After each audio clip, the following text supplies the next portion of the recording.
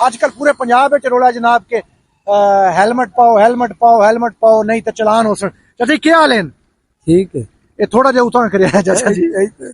तो बोलदा अच्छा ये तो बोल दो ठीक ये पक्का पक्का फिट ते नहीं करा लिया कि चलान ना होवे। नहीं, ये चंगा है ना। अच्छा ये फायदा ते है। पहले क्यों ना पांदे? पहले भी पहले ही आया, मैं पहले ही पहना। अच्छा एक तुहानू कैसा लग रहा है हुकूमत पंजाब दा इकदाम ए जेड़ा आजकल हेलमेट ते जोर है कैसा? बेहतरीन काम, एक्सीडेंट घट होंदे पे। अच्छा ये बड़ा बेहतरीन काम इधर एक्सीडेंट घट होए। घट होंदे नाले ये अपनी हिफाजत भी है, गवर्नमेंट ठीक कर रही है। अच्छा चाचा जी मैं इसे अपना मौका मिल गया तो मैं एक छोटी जी गल कर ला। ਅਸੀਂ ਅਕਸਰ ਸੁਣਦੇ ਆਸ ਕਿ ਗਵਰਨਮੈਂਟ ਆਫ ਪੰਜਾਬ ਨੇ ਇੱਕ ਪਹਿਲੇ ਸਕੀਮ ਆਈ ਜਿਹੜੀ 1112 ਰੈਸਕਿਊ ਵਾਲੀ ਪਰਵੇਜ਼ ਲਾਈ ਦੇ ਵਕਤ ਚ ਆਈ ਹੈ ਨਾ ਲੋਕ ਅੱਜ ਤੱਕ ਤਾਰੀਫ ਕਰਦੇ ਨੇ ਕਿ ਪੰਜਾਬ ਦੀ ਇਸ ਸਕੀਮ ਕੋਈ ਨਹੀਂ ਆਈ।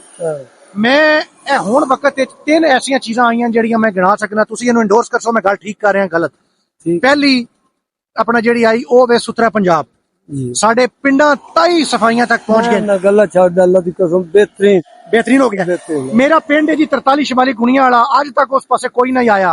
यकीन करो पिंडा ताई और राती 10 बजे में वेख के सफाई कर रहे हैं। मैं उन्होंने पूछा जवानन भाई राती 10 बजे तुम कौन वेख रहे हो? उन्होंने कहा जी साडी ड्यूटी। सड़कां भी एडियां साफ बेहतरीन यकीन कर जा ये बाद मुल्क कम हो गया। एक तो गवर्नमेंट ऑफ पंजाब नु ਅਸੀਂ एप्रीशिएट करने और दूसरी सीसीडी ਜਿਹੜੀ क्राइम कंट्रोल डिपार्टमेंट है साडे पंजाब विच जराइम बहुत घट गए। बिल्कुल चोरियां डकैतियां बड़ा फायदा हो गया। और तीसरा काम है ਜਿਹੜੀ ਨਾਜਾਇਜ਼ ਤਜਾਵਜ਼ਾਤ ਦਾ ਖਾਤਮਾ ਰੋਡਾਂ ਖੁੱਲੀਆਂ ਕਰ ਛੋੜੀਆਂ ਦੁਕਾਨਾਂ ਬੰਦ ਛੋੜੀਆਂ।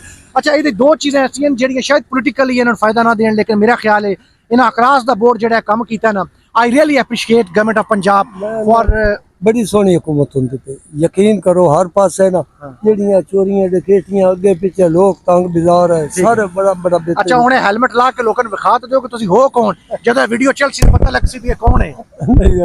अच्छा बहरहाल एक रैंडम वीडियो थी तो मैंने कहा ये बताऊं जो दो तीन चीजें मुझे बड़ी पसंद आई हैं पंजाब में जो मैंने देखी सुथरा पंजाब सीसीडी और तीसरा ये जो नाजायज तजावजात का खात्मा बहुत जबरदस्त है गवर्नमेंट ऑफ पंजाब है जी। बेहतरीन अल्लाह की कसम है जिवें मैं 70 साल हुकूमत जिवें इन्हां हुण हुकूमत पे करदे ने आई दी अयूब दे टाइम दी सारे टाइम। अच्छा हुण एक बार अंगूठा तो चाहो ना बात गवर्नमेंट ऑफ पंजाब का इंज करो जरा और थम्स अप करो गवर्नमेंट पंजाब जिंदाबाद।